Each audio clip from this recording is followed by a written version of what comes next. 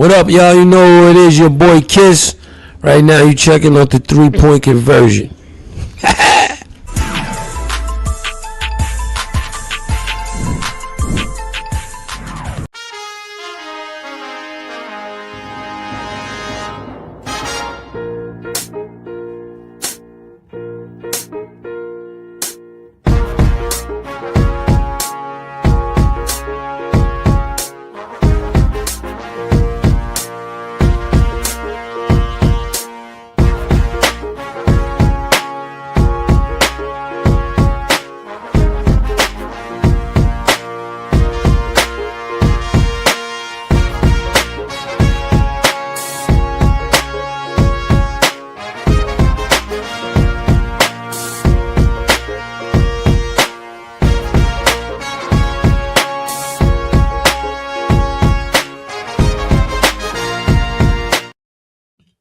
Yo, what up, what up, what up? It's your man, Mr. Controversy.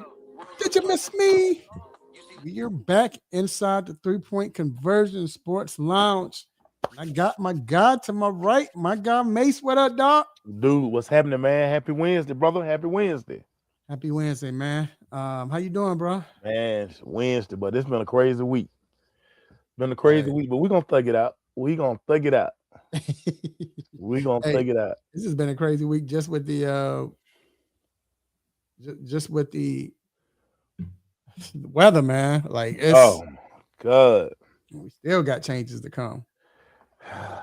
You know what I'm saying? It's like the most Atlanta thing ever. This like the most Atlanta thing ever, man. This crazy, it is, dog. It is. But I'm happy to be here. Man, got a lot to talk about, man. It's an exciting week to get into. Man, we ain't even gonna hold you, man. Like, I'll let your family and friends know. Go to the 3-point conversion Facebook page. Go to 3-point conversion YouTube channel, and like I said, we are here. So let's get it, man. First off, dog, I'm gonna start with these quick hits, bro. Well, first of all, let me talk about the show, man. What up, Vince? We got a good show, man. Of course, we talking March Madness. We're talking Giannis, man. Giannis acting like a grumpy old man. You can tell Giannis ain't rocking with Milwaukee Bucks. Yeah, the way man. he's going about stuff. He ready to get up out of there. You can tell. We get into that. Also, them Hawks, man. 10 in a row. So we got questions about that. Also, man, I want to know, with football, man, with some trades that happened right after the show, man. I want to talk about it. We hadn't got a chance to talk about it, so we got to definitely talk about that. Everything. And we got question of the day. We got a Sean Tate coming on to talk March Madness and everything. So let's hear him get to these quick hits. Let's do it. We're gonna go through them quickly. First off, man, WNBA reached an agreement on a new CBA, and the cap includes $7 million salary. It's a $7 million salary cap. The average revenue sales would be, they would get 20% out of that. They saying the average salary is gonna be like $600,000 when before it was like $66,000, or the lowest would be 300,000. Average would be 600,000, and you can get up, like I said, maybe 7, whatever. So that's cool.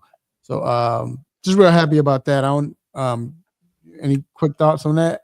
I mean, well deserved. I mean, a lot's gonna be said about the ladies and whether they generate revenue. We all know that the NBA pretty much funds the WNBA, but man, these ladies deserve it, man. For the longest, these ladies had to go overseas to make money. Right. And they kind of just play here for the love. So, man, shout out to these ladies, man. They well deserved. Yeah. So that's a big thing happening, man. I just like the way they stayed. Pat was like, "No, but this is what we want, whatever." So that's cool with them. Cool, good to see that. What up, Jacob? It's fair CBA. We'll see if it gets revenue. Yeah, we definitely will. Moving on, Duke center Patrick Ngomba, I think that's how you say it, is still recovering from a foot injury and will miss the first round game. Shouldn't be too, they shouldn't hurt Duke too much, but the question is,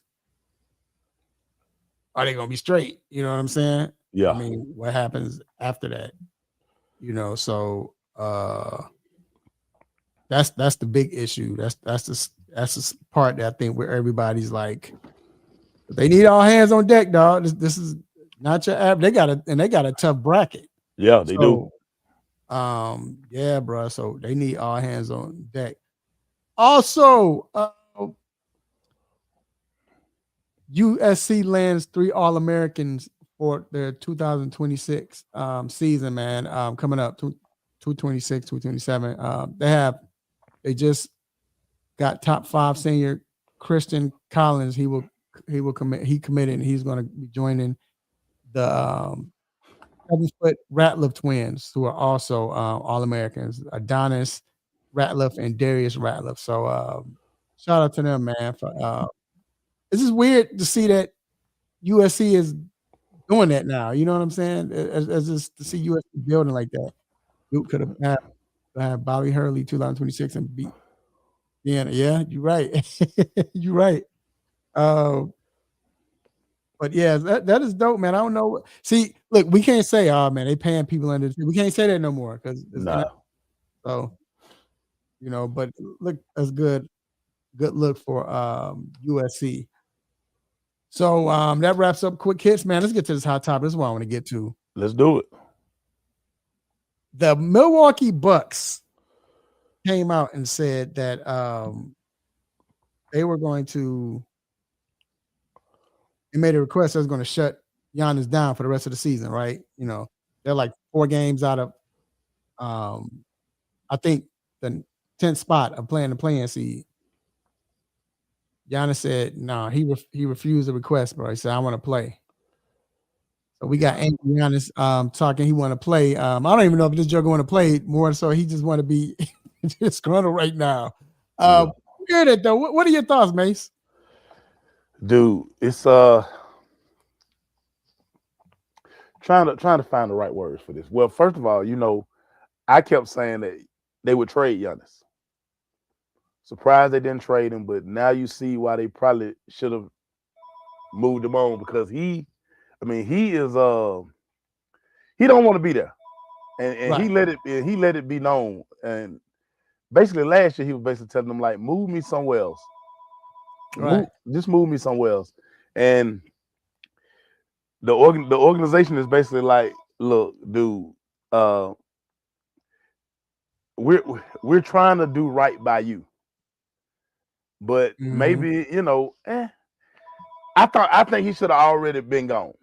I couldn't believe that they kept him. I thought they would have got out of the trade deadline. I thought this summer they would have traded him. So again, the fact that he's still a Milwaukee Buck, it's crazy. Yeah, and the thing is, I got to shout out. What up, Cuz? Cuz is in the building, man. What up, Cuz? The thing is that, yeah, like you said, that should have been done a long time ago. Jacob said Giannis should be a Hawk with Jalen, Nikhil, and CJ. Yeah, they should have made that trade. He obviously y'all basically was like, y'all don't want them to be there, and y'all wanted to get rid of him for the most part. He was ready to go, and now all of a sudden, y'all didn't do it. So what you expect? He disgruntled. He's very disgruntled, and and then too, honestly, not even just with that, he don't even seem like that type though. You know what I'm saying? To be like, I want to, I'm gonna sit down for the rest because I don't feel, just because of the season and season's done with, and that's not even Giannis' DNA. If anybody's old school, the way he plays is Giannis. The way he approaches every game, he don't want to he don't want to act like the game is like just I'm a rest. No, he's taking every game the same approach. He has for every game taking the same approach. Even for All-Star, he always plays well, always want to play well. So shout out to Giannis, man. But like I said, it's refreshing because, and the funny thing is, not just with Giannis, if you notice, I don't know where it came from, whether it was Washington or Trey, but it was almost like the same thing with Trey. Trey, you would think, why is Trey playing? Right. There's no reason for Trey to play. Yeah. You trying to get the number one pick. And Trey was playing, but that's Trey's DNA though.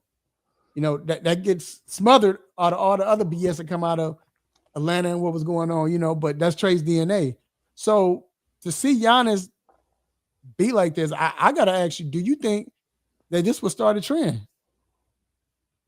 Probably, because I mean, in an era where we knock guys for load management and you know all these crazy things, it's refreshing when a guy wants to play. You know, not listen to the organization. Yeah, we got shut down. This best for the organization. Nah, guys want to play. Guys get paid to play. So I think that we'll see guys sitting there like, man, no, don't shut me down. Let me play. I give us the best chance to win when I'm out on the floor. So yeah, let me play. Yeah, and like I said, it's refreshing to see because I know we can put this as the get off my lawn segment, but hey, this is what we grew up on. You know, our players playing no matter what. You know, even when they were out, they played. You know, because you wanted to battle. right, Jacob. It is done to be, like you said, it's done to be playing when you look at that. Right, it is. I mean, but especially for Trey them, Giannis, they got a chance to get him play in, and you know he's Giannis, so he might think, hey, we can come back, you know. But the fact that you can tell they don't want to play because they're not playing Cam Thomas. They send a lot of their folks down. I don't know. It's disgusting. I don't like it. Yeah, but nasty. I get it. Work. I get it with Washington. I do get it. And then Trey was hurt. I get it. But Giannis like, man, nah, dog. I'm playing. And like I said, it could be disgruntled. It could be, you know, do you think he gets traded next year before the season? Probably. He should. Yeah. I mean, like I said, I'm on record as saying that they should have moved on from him before the season started. I mean, they're gonna get a haul for him. So, and you need to go on and do it before he gets on the other side. Right. Yeah. So, I mean, that's why I thought it should have been done last year, or definitely by the trade deadline. Move him on. Right. But again, like I said, whether disgruntled or not, it shows the types of Vince said he playing because of fantasy basketball. He said he added himself. But I think it's just dope to see somebody say, nah, I don't want to be sitting down over some BS. You know what I'm saying? Just because we trying to tank, and I don't believe in that. And which is good. I mean, we watched I'm not comparing him to Jordan, but we watched the Jordan episode when, I mean, what was it called? Last Dance. Yeah. When they were sitting Jordan down when he was hurt, we're going to, you know, just trying to, and I understood Chicago at that point, because at that point, Jordan was just coming off that injury. Like, we don't want to chance it. You know, Jordan playing basketball, pickup games behind their back while he's supposed to be resting. So I get why they were trying to sit him down, but he was like, no, I want to go ahead and, you know, play. We got a chance to make the playoffs. And then, of course, they lost in the first round, but just think if they would have set him down, we never would have saw one of the greatest games ever when he scored 63 against Boston. Like, thanks. I would have took a lot out of history. You know, so, and he did that in Boston Garden against, you know, Jordan. Hey, I'm gonna say this. I was one of the first to say this, but shout out to Gil because he got a bigger platform and he kept saying it. Everybody tried to compare Kobe to Jordan. Nah, yeah, Kobe is 1996 and up Jordan. Game looked just like Jordan, Kobe. The fadeaways, the movement, the way he did. He studied Mike. But that from 1984, 85 to like 90, nah, Kobe ain't nowhere near that. Not the energy, Mike was a freak, dog. He was it didn't make no sense how he was playing defense and offense like that, man. You get that Jordan when Jordan be sweating real crazy and all that, oh, it's a wrap, then. Jordan about to go for 20 in a row. My guy, Mike. But like I said, shout out to Giannis. We'll see what happens, man. I think that's very interesting. So shout out to him. And let's move on, dog. Let's move on to NFL. And I want to we got to bring in somebody, man. We got to bring in my guy who's ready. My guy, G. What up, G? G. We can't hear you, G. How about now? Can you hear me? There you go. There you go. Good evening. Good evening. There you go. G, I hope you don't mind if we, it kind of block your face a little bit, but you kind of hating on the comments, but it's all no, it ain't going. It's all good. You ain't going to. It's just right there. It's okay. I just want to do it while you're talking. But G, we're about to get into this NFL. We had some trades that happened, and I kind of want to touch on a few. First of all, I want to touch on the signing. That Kyler Murray trade, signing, whatever. Arizona cut him, of course, because he was owed that much money. Now he can sign for somebody for $2.50. And exactly that's what he did with the Vikings. He signed with a Chick-fil-A biscuit. And now that they have Kyler Murray, more than likely he's winning his job. Oh, yeah. I want to ask you all, how dangerous does this make the Vikings? G, I'll start with you. Well, what I would say, I like the signing. It is very clear that to me, JJ ain't it. McCarthy, that is. Right. Not Yeah. JJ McCarthy ain't it. I know it seems like a little thing, but that game, I think it was against Dallas, where they were going to run that quarterback draw or sweep, and they had to tell him, don't gritty into the end zone. And he did it anyway. Right. That seems like a small thing, but it is a sign that Kevin O'Connell does not like this guy. That they're not going to really have that kind of relationship, that coach quarterback relationship that they need to win. Because I think they have some other pieces that they could do something, and it's already a tough division. So I think Kyler is brought in to win the job, and forget about the money. That's when you're being owed from your other team. Yeah, you're going to another team and they don't have to pay you as much. That's just what it is. Yeah, So anything, yeah. he is being brought in to take the job, and he has an opportunity to get another long-term deal, whether with this team or another team. Right. This is potentially another Sam Darnold situation, where you come in, you play for that 1 year. Sam Darnold had that with the Vikings, goes to Seattle, gets another big contract, and then eventually wins the Super Bowl. Not to say Kyler's going to win a Super Bowl in 2 years, but he has an opportunity to have a fresh start. He's got some weapons there on that offense, and they could do something. So Kyler is there to take the job. That's how I'm looking at it. Kyler will start week 1, and McCarthy, he's on the way out. They just have to pay him for maybe another year, and then they won't pick up. We'll see that news that they don't pick up that option. Yeah, and that's it.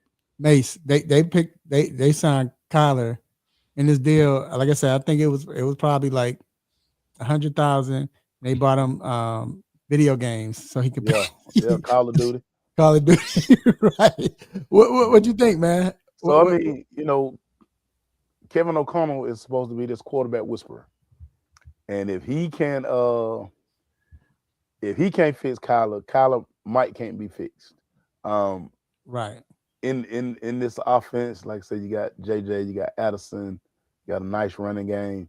So we're gonna see what O'Connell can dial up with these guys. I mean, and Kyler, let's give Kyler credit. He basically him and his agent worked out a deal where Minnesota can't franchise him.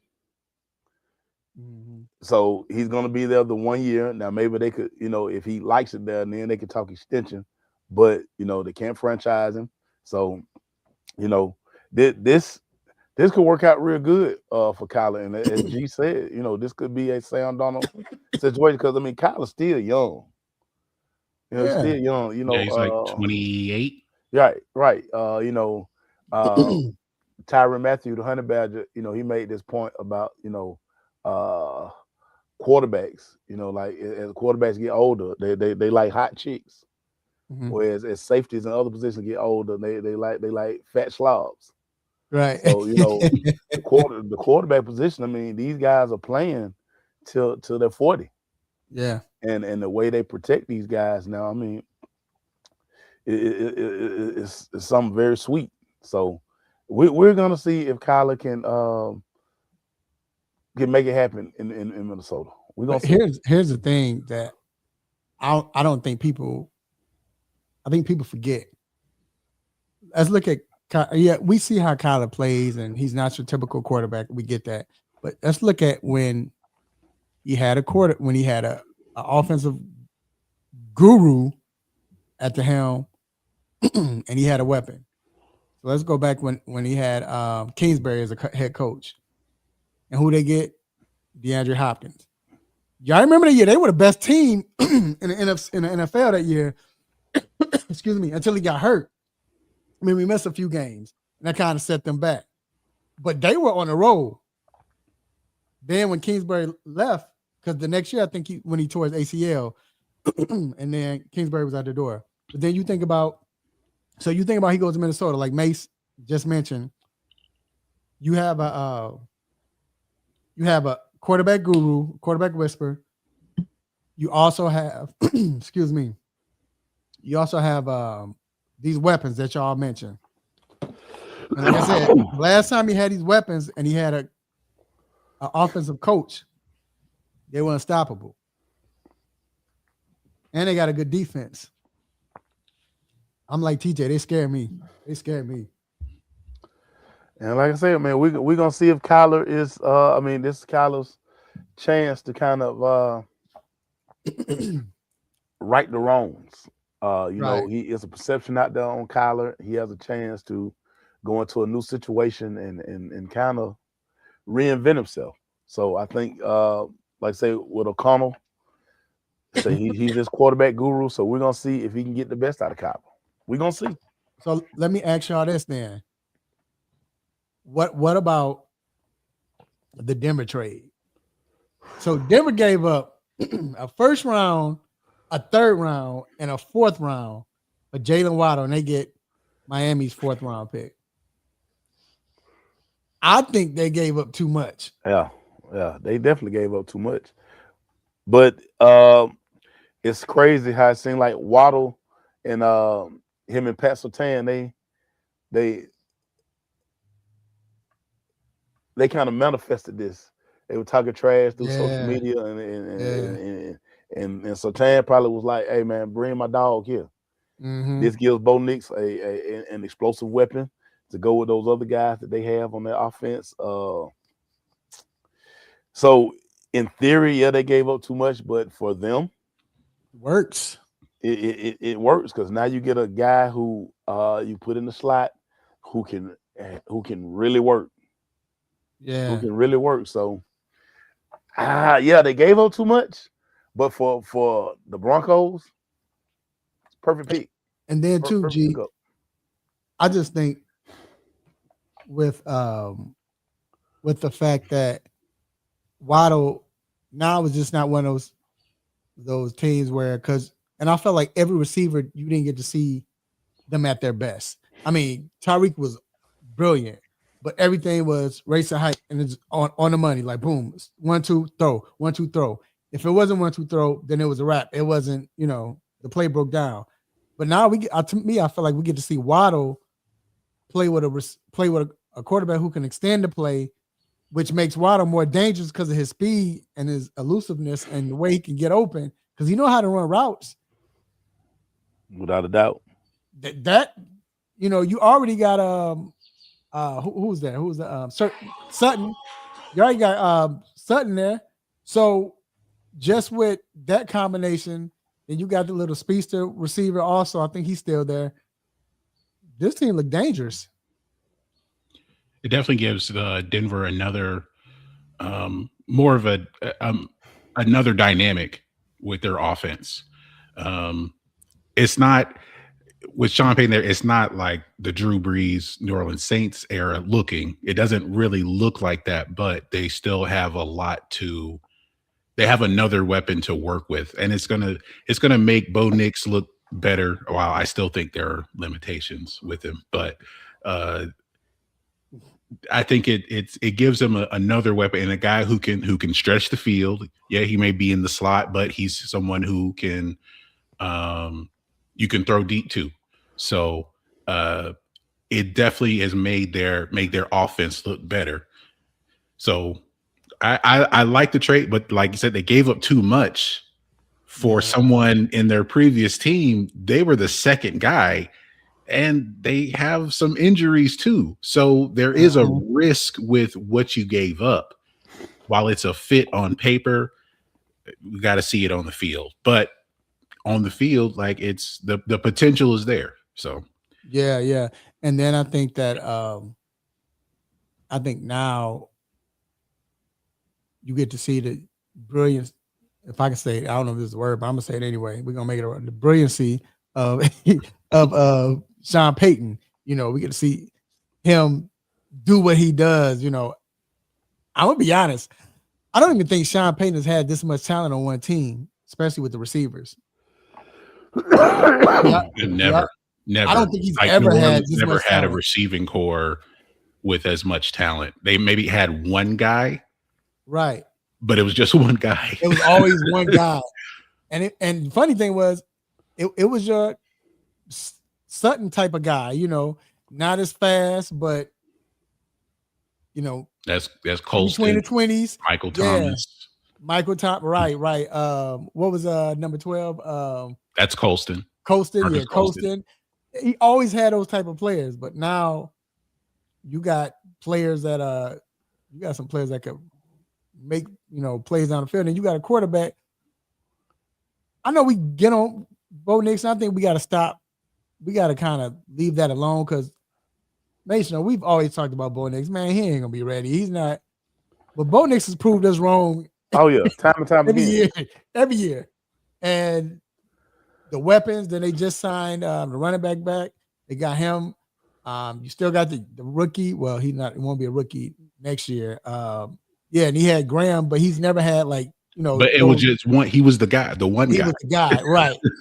He's never had a wide receiver core like this, So, man, I think it's going to be good for them. And watch if Denver got to the AFC Championship last year with what they have, with the best defense, well, second best defense, but what do you think they're going to do now with a Waddle? Waddle's not one of those guys that's going to disrupt the team. He's not a me guy. Couldn't be a me guy. He's playing with Tyreek, and nothing against Tyreek. I'm just saying, you got somebody like that getting over 2,000 yards receiving or 500 touchdowns in one season, and you got, you're not a me guy. So, hey, watch out. And then the last thing I want to talk about, I definitely want you all's opinion. Justin Fields gets traded to the Kansas City Chiefs. Is this finally the best place for Justin Fields? I think so. I'm going to tell you why. He finally, in his NFL career, gets with an NFL coach that knows how to coach up quarterbacks. And now you have Eric Bieniemy as well. Eric Bieniemy is not going to be soft on him. You know how Eric is, Everybody who's under Eric always plays well. Can Fields handle that? because Bieniemy is going to be on him every day.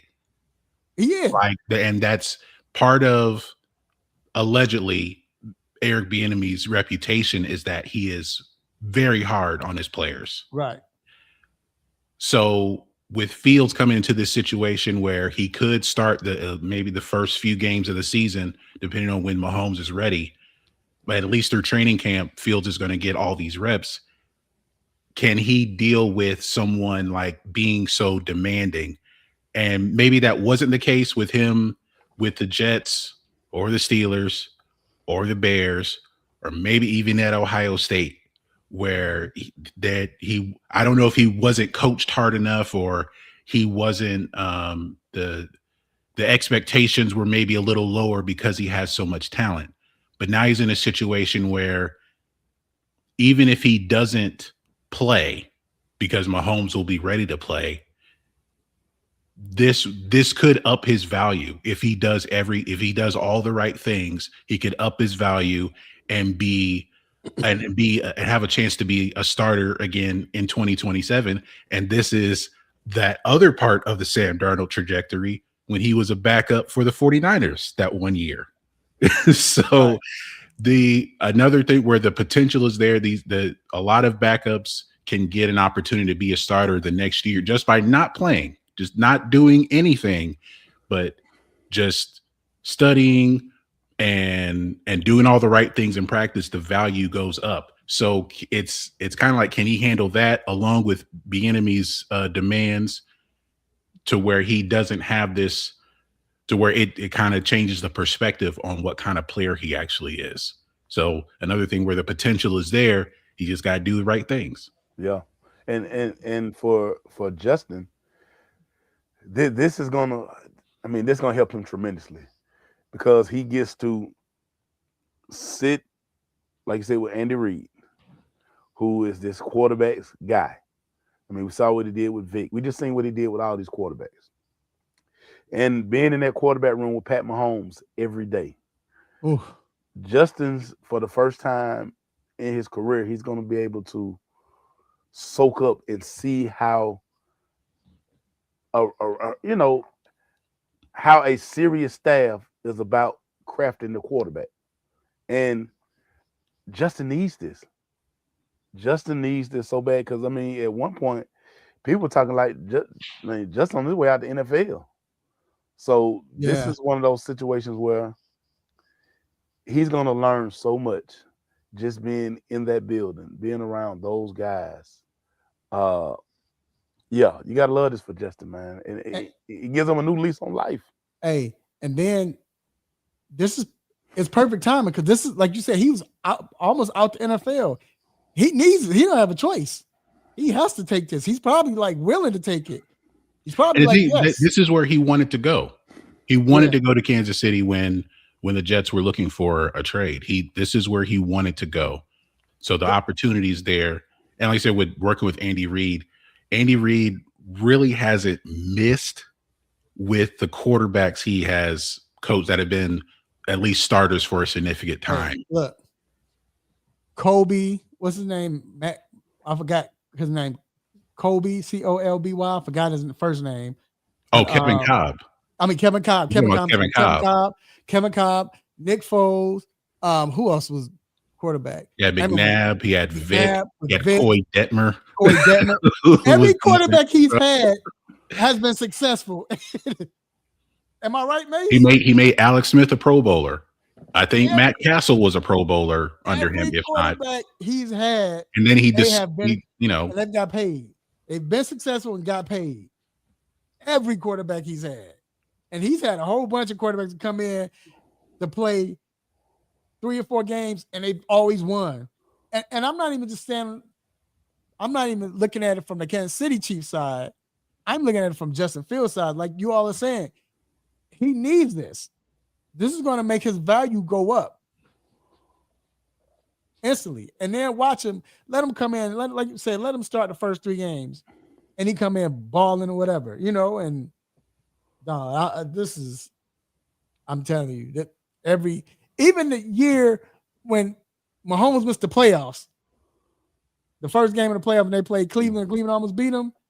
I forgot who That was Chad Henne. Chad Henne came in and won the game. Come on, man. Chad Henne. Chad Henne, of all people, came and won the game. So the quarterbacks are always coached up. They're always ready. And I mean, I don't know about Justin, but it's not like Justin don't have the. I mean, sorry, Kyler, but he don't have the Kyler Murray syndrome where he's not paying attention to the playbook and playing games or doing. That's not Justin. Justin thing was I just thought he just wasn't getting coached up. Yeah. Everywhere he's went, he hadn't gotten coached up. He didn't do well. So I don't think he had a fair. Come on, Arthur Smith, really? And then he was under. I mean, I was cool with Eberflus, but the guy who got fired as a defensive coordinator after he was a coach. His quarterback situations, like the offensive situations, have not been good. Right. With the Bears, like it was Eberflus, and apparently no one was like coaching him, like going over film with him. Like none of the coaches go over film with him. The Steelers were in flux, and they're kind of still in flux. Yeah. As far as the quarterback position, and the Jets are the Jets. Yes. Wow. So there you have it. There you have it. Hey, quickly, I want to move to before our guests come in. I want to move to NBA. Hawks 10-game winning streak. Mace shaking his head. Okay. The schedule was like perfect for them, right? Yeah. Then you get Orlando Magic come in. Same record. What's going to happen? Or I think there was a game above Hawks. Anyway, you blow them out. Makes, are they believable? It's not saying they're going to win a championship or anything, but can they make some noise in the playoffs? They're very believable. They actually play defense. They're connected. Coach uses that word all the time with this team. You see more communication. You see guys moving, and this team can score points now, and they're getting it from different guys every night. They're not waiting on one guy to be the guy and carry them. I mean, it's coming from different guys every night, and when you get 5-on-5 basketball like that, and we talked about last week too, taking advantage of this schedule. I mean, we can't help that these teams suck right now or struggling, but you can only play the games that's on your schedule, regardless of. I mean, it don't matter if a guy out or this guy. I mean, the game still got to be played. The Hawks can make a nice run. And like you said, I mean, we're not saying they're gonna win the chip, but the way this team is playing right now, and they're gaining so much confidence as each game passes, I won't be shocked if they make some noise in these playoffs. Because they get to succeed. That's gonna be big for them. And think about it. Well, they're a game and a half back of 5. I know. Yeah, that's crazy. And look, the biggest thing is with this team, I don't care. So I think it was with Trey, when Trey was there and how this team, we never got to see Trey play with JJ healthy. When JJ was playing, remember they were about to win the cup, remember? So they was winning at that point and JJ got hurt. But so I'm still not saying this is Trey's fault or whatever, but I do want to say that now with this team, the way they're constructed, if he has a bad game scoring, if he's not scoring well, you got Nikhil. Nikhil been balling. If you need someone else, you got McCollum. Then you got Kuminga coming off the bench now. He's still trying to find his way back, but you got Kuminga. Now you got a shooter in Crispert. And it really kind of put everybody in the right place, the right position now. That's the biggest thing. That's the biggest thing I believe is everybody's in the right position. Nobody's playing off position anymore. And Mace said, keyword, they're connected. That's the thing. Then they got an OG in the building. Trey was like the oldest guy on the team. You know what I'm saying? Now you got an OG in the building with McCollum. You know, so then you got Nikhil who's been to the conference finals before. So you have some people with experience, you know, who's been deep in the playoffs, who knows how to play, who knows what goes on, who knows how to keep a team together. Man, I think right now, I think that they're probably the scariest team right now for anybody to play with, because I always say this: when you play a team that's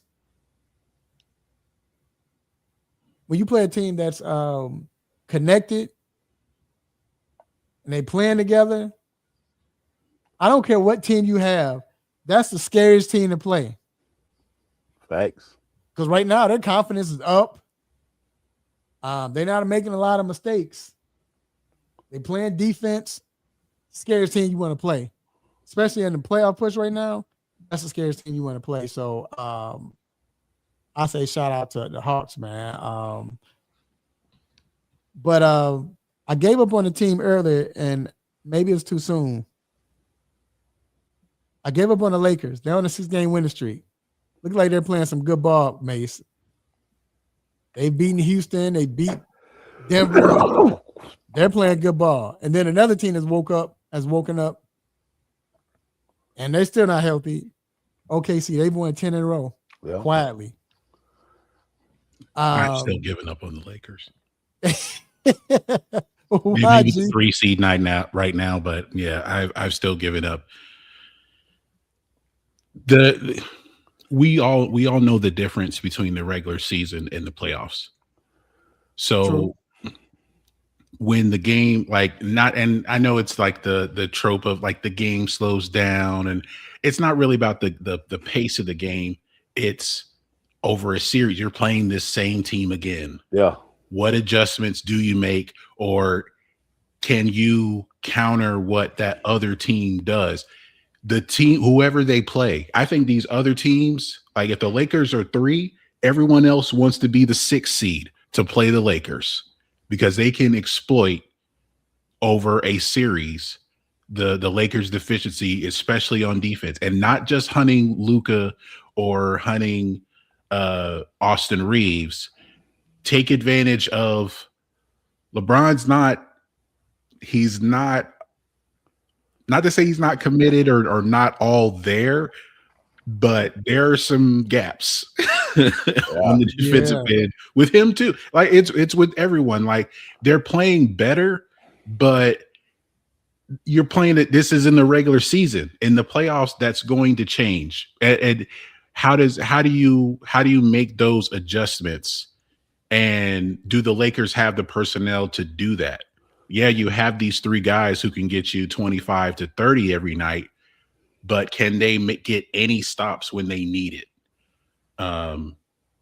That's the question. And I think that the other teams around that 6th seed, if they stay at 3, they're like, yo, we want the Lakers because we can do something with that. So that's their dilemma or their issue. And it is, you're right. But here's the other dilemma for other teams. We all know when you play a team in the playoffs that have superstars, it's hard to beat.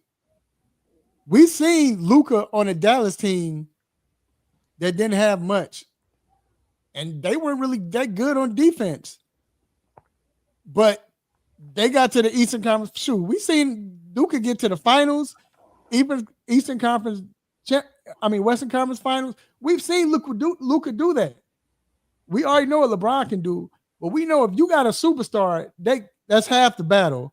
But then you got players like Reeves who can score as well, and you got LeBron who knows how to play in the playoffs.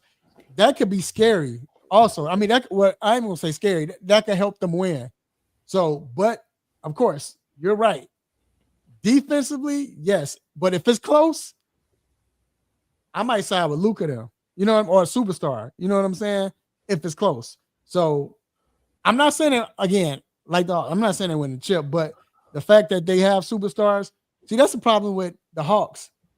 Hawks probably not going to sniff a chip because they don't have a superstar yet. They don't have, and Jalen Johnson is maybe evolving into a star, but a superstar they don't have. You know, like as good as Houston is, I don't believe Durant is that level again that could put you on his back anymore. But they got Sagoon, you know, they got some dogs on that team. But I'm Houston's just saying, issue is that they don't have a point guard. Right. They don't have a point guard. And that's going to matter. And that's why with OKC, you got them as the overall favorite is because they have a superstar. They play defense.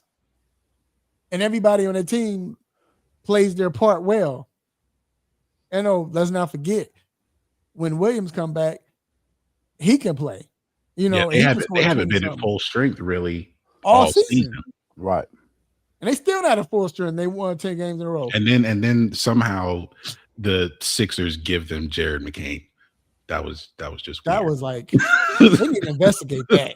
They gotta investigate that. Like I don't get that. But you need superstars on your team. You know, that's what you need. You know what I'm saying? And I believe if you don't have superstars, you can't. It's hard to win a chip. When is the last time we seen a team who don't have a superstar win a chip? Have we ever? Yeah. When is the last time we seen a team with only one superstar win the chip with just one? I mean, we look at the 04 Pistons. While there were all-star level players, not like a superstar.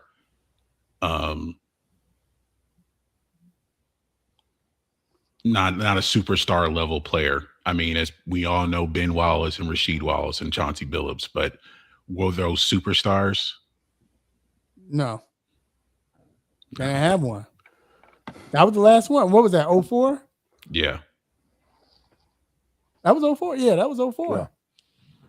So, that's all I'm saying. So, that's why, to me, in the East, Boston looks scary. Boston looks scary. Mason, is there a team in the East that you think can beat them right now? I mean, I think Detroit could probably give them a run. Yeah, I agree. I think Detroit can give them a run, but yeah, the Boston getting Tatum back at the right time, and he seems to have like no ill effects from the Achilles. Uh-huh. So I mean, they're gonna be tough. Boston is definitely gonna be tough. Now you got Jaylen Brown. Now you got his running mate back, and now they can distribute the ball much better. Now you can't double Brown like teams were doing early on. Boston gonna be tough, but like if it's a team that can do it, it would be Detroit. I like the fact that Vucevic. I just love that pick, man. Vucevic, he can man the middle, as far as defensively. I mean, he's not a defensive stopper, but the present. But they got what's his name, Quater. You got him. I don't understand how Brad Stevens does it. He's just finding these dudes. Right. they can put in the game. Be like, who's name is Quater? and balling and doing every blocks, rebounds, hustle plays, and real talk. That's what you need to win a chip. Like that's the difference between winning the chip and not winning the chip is a guy like him, where you got hustling, blocking, and all of that good stuff.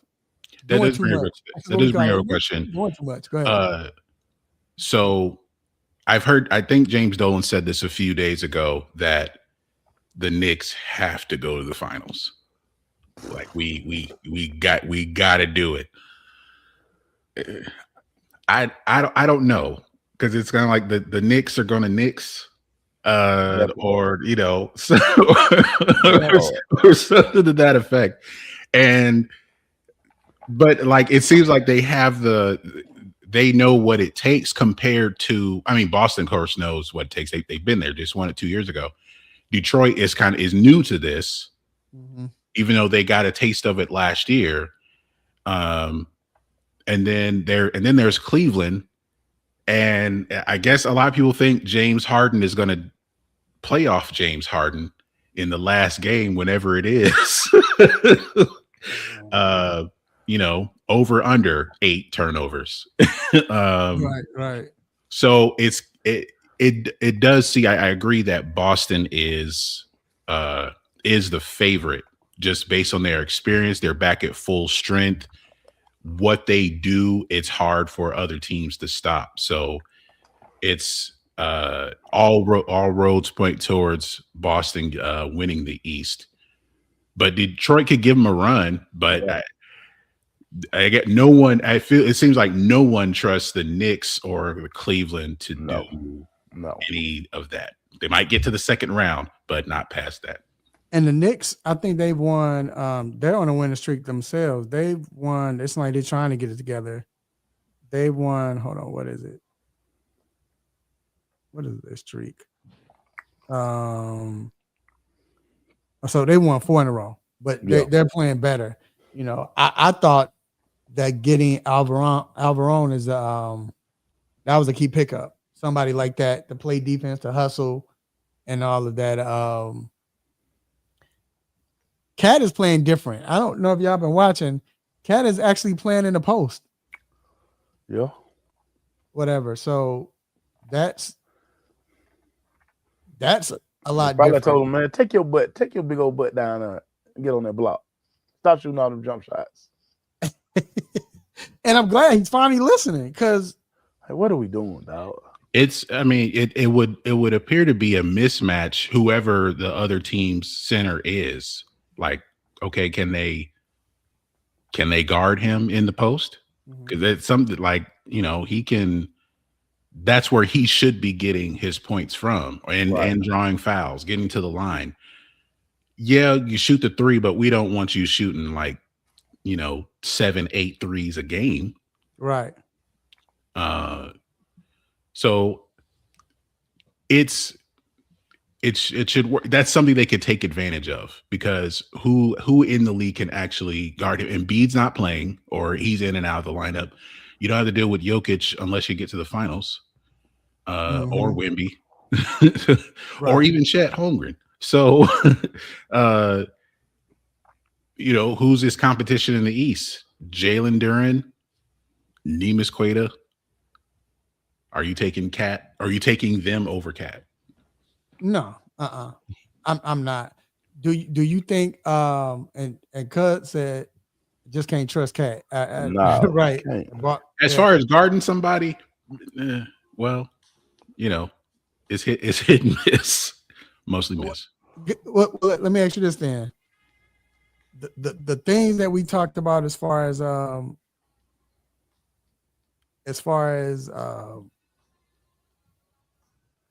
like with, we said who can beat Celtics, and you said Detroit, whatever. Who do you think can beat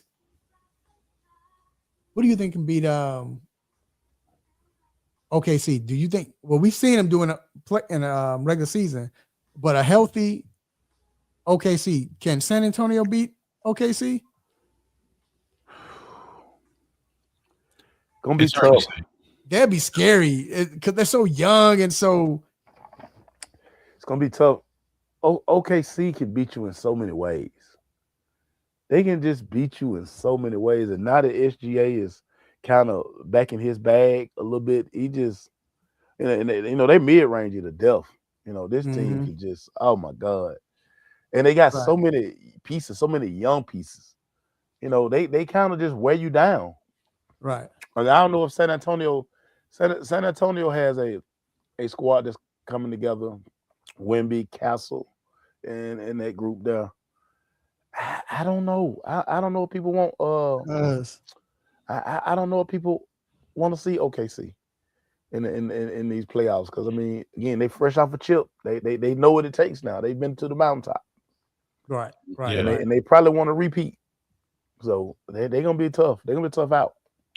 I don't think Wimby's hatred for Chet Holmgren is enough to carry the Spurs past the Thunder. It may not be enough. In the regular season, the Spurs are able to do some things, but like I said, it's a difference over the course of a series, Right. Compared to the regular season. The team that I think could give because they went to 7 last year, and if not for a couple of injuries, Denver could have beaten OKC last year. That went to 7 games. I think Denver is the team that I was going to say, yeah, Denver still that could beat OKC. Minnesota has a chance, but a lot of things have to break right for Minnesota. But I think Denver and Minnesota, I give them more of a chance over OKC because they played them before. They are more familiar, and this Spurs team is a lot less experienced. Right. So I wouldn't be surprised if the Spurs lost in the first round. I don't want to like manifest that or anything, but it's that kind of stuff matters. Like OKC lost a couple of years before they won that championship. And they might, the Spurs may go through something like that. Yeah. And I think maybe and it'll be a time where I think Victor Wembanyama will be unfairly criticized. The whole team will be unfairly judged. Like experience.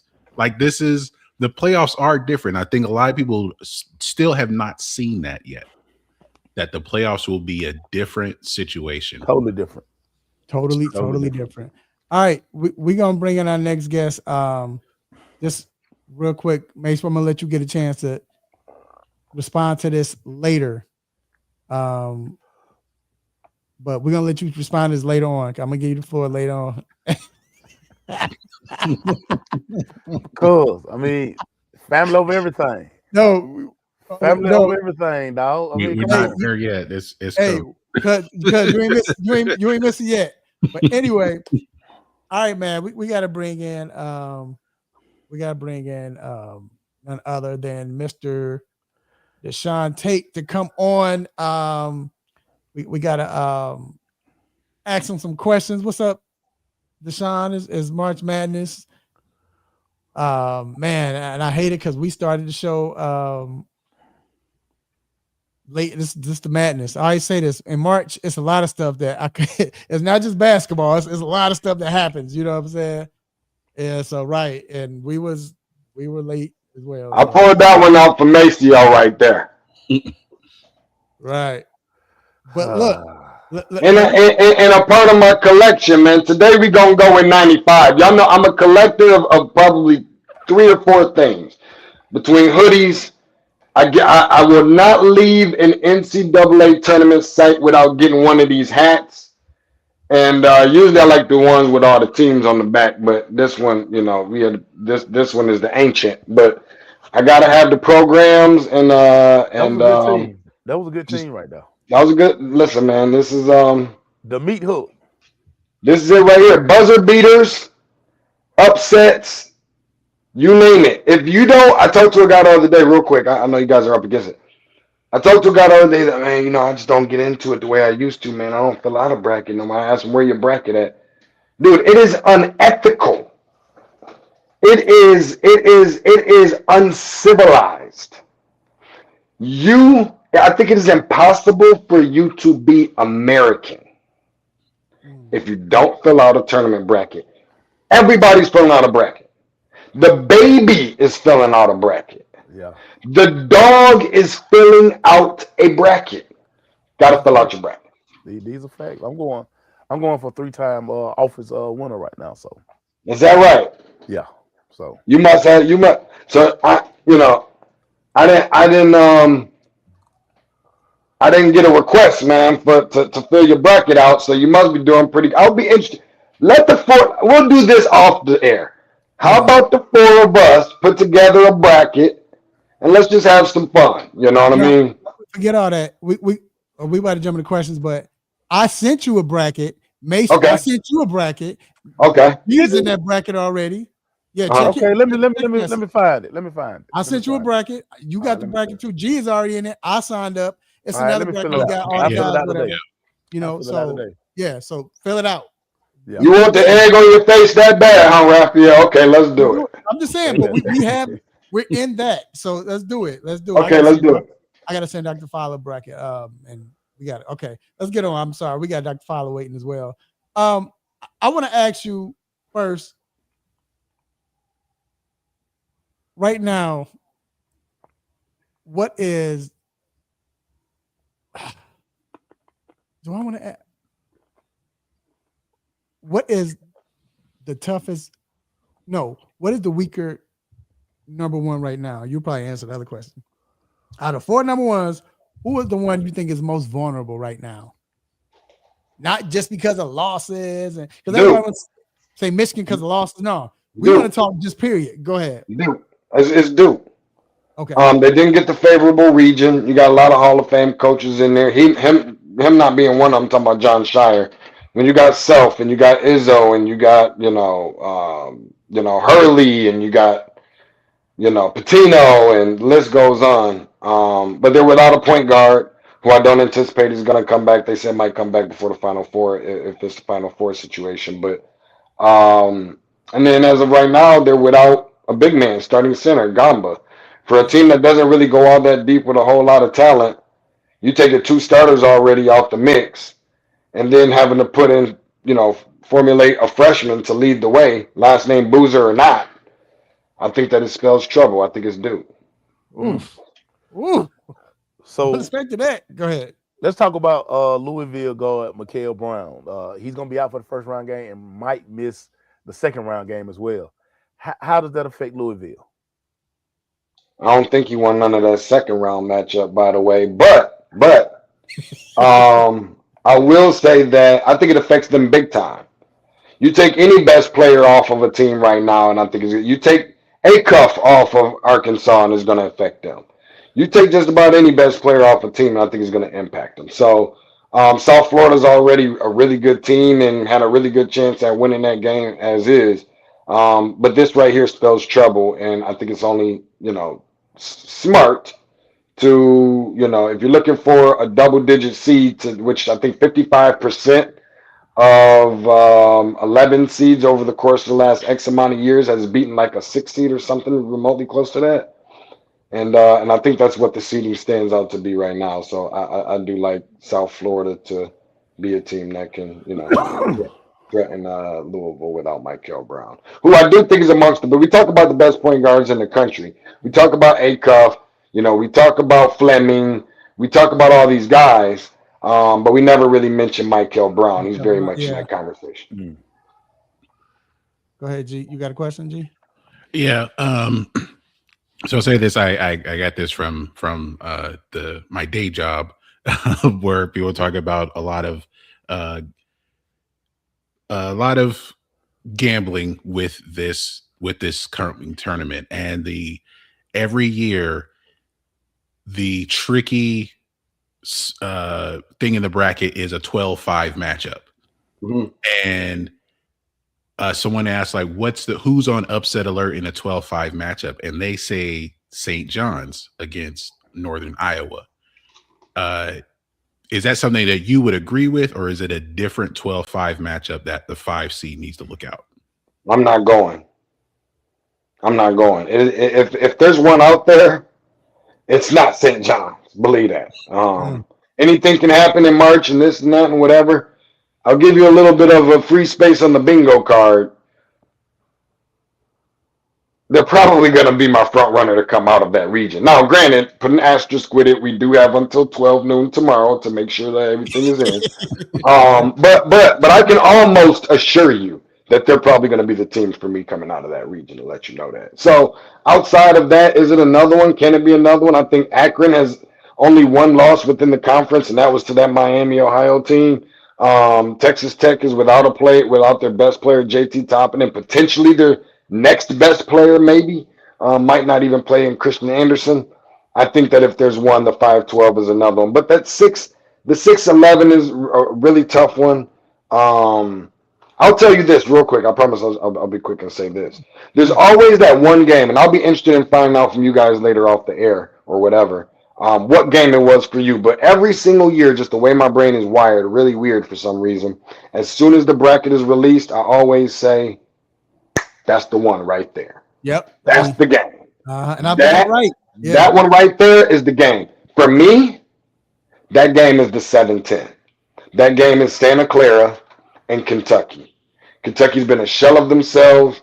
Coach is on a hot seat. Santa Clara has experience and size that can keep up. Plus, there's a funny little twist of a narrative from the NBA side. I heard you guys talking about OKC. You got Shai Gilgeous-Alexander, played at Kentucky.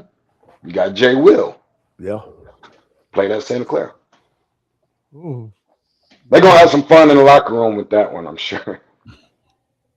So, right now, you mentioned Brown's not going to play, but out of all the big names, you know, we got the Boozers, we got is Peterson even playing? Peterson, well, you know, you don't want to speak too soon. You never really know, right? But Peterson's expected to play. But like you said, right? But Peterson, you got Fanta, you got A-Cup, all these people, the guy, my guy, I can't think of his name, Illinois. All of these guys who could play, but what player you feel like will really make his mark in this? And I mean, it don't even have to be those guys, but out of the big name players, and one that we're not looking at, who do you see stepping up and being that player this year? I think Kingston Fleming is definitely going to make a case for himself over at Houston. I think he's one of them. The combination of Koa Pete and Braden Burries over at Arizona, I think they have the potential to. But I do like what Fleming is able to do. I mean, A-Cup is the obvious. I mean, it's obvious. But just trying to give a name that maybe nobody else is thinking of, and I really hate that Michael Brown is not going to be participating. I really hate that.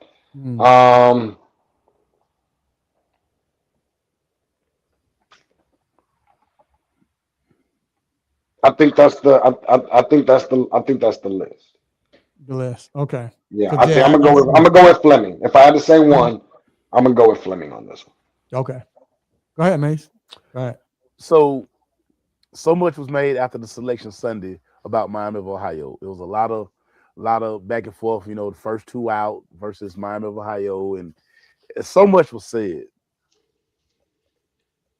Why was Miami of Ohio catching so much flack? Because of the strength of schedule. And I know that they have one of the worst strength of schedules in college basketball, but here's the thing I don't understand. They don't have the worst, they have one of the worst. So what I don't understand is for all the teams that has a worse strength of schedule than them, how come they didn't go undefeated? You did something right to get into the NCAA tournament if you only have one blemish on your record. By the way, that was in their last game.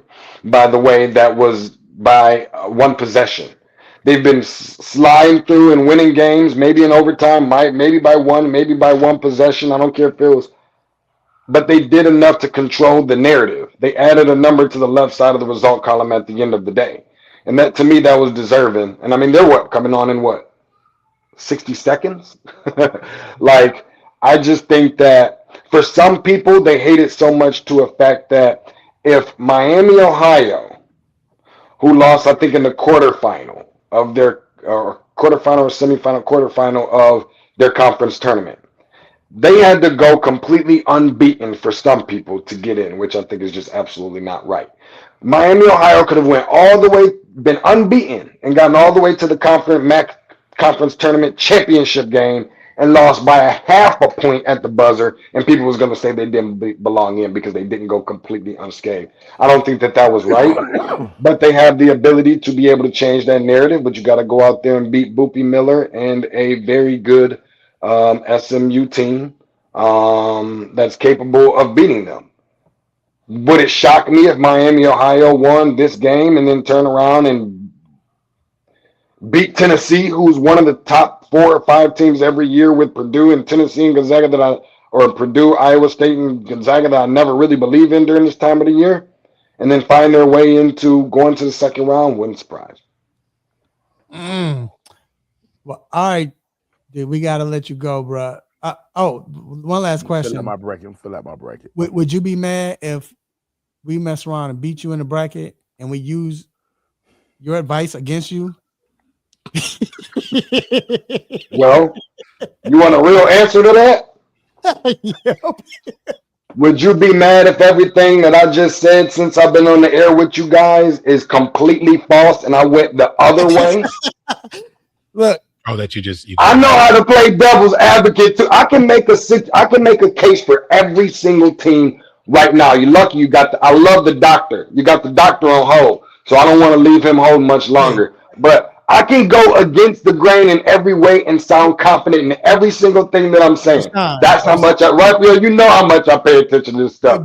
G is over there getting ready to fall asleep. You keep hearing me blab on about this. Maceo's team is about to be out, in 24 hours? Stop the hate. The ceiling is it doesn't matter. The point is that thank you guys for having me. Thank you so much for having me. Let me say this. Let me just say this. Deshaun, I know you. You like you're not cheating the game and coming on here saying some stuff that you don't believe in. So I never do. I never do. But I can go devil's advocate and sound just as confident going the other way. I just want to let you know that. I have good points and bullet points for every team. I agree with that. But one thing I know, you're not going to cheat the game. I don't play radio. No, I don't. I'm a student of the game. I don't cheat the game. I will stop coming on the air, stop talking to y'all before I cheat the game. Oh, all right, man. It's March, fellas. It's March. Next week, man. Next week. It's March, man. Talk to you next week. Appreciate you, man. All right, y'all. We're going to take a quick break, and we'll be right back with Doc. We'll be right back.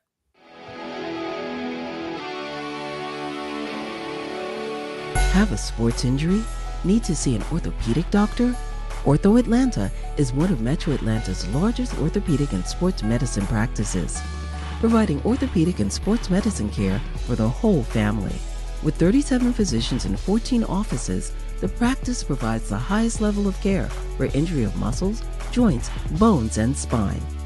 Ortho Atlanta offers convenient access to a full range of musculoskeletal surgeons and specialists. Ortho Atlanta also offers on-site physical therapy, pain management care, MRI imaging, and workers' compensation care. The Ortho Atlanta surgery centers in Austell and Fayetteville provide cost-effective, same-day surgical procedures in an accredited outpatient center. Hip, knee, shoulder, back pain? Ortho Atlanta has you covered with specialists in all areas. Same-day appointments, orthopedic care for the whole family.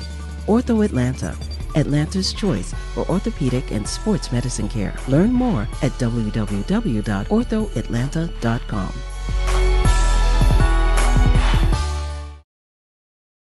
Hey, yo, check 1, 2. Flavor Flav in the building, and you know who you listening to? The 3-point conversion. Flavor Flav in the building.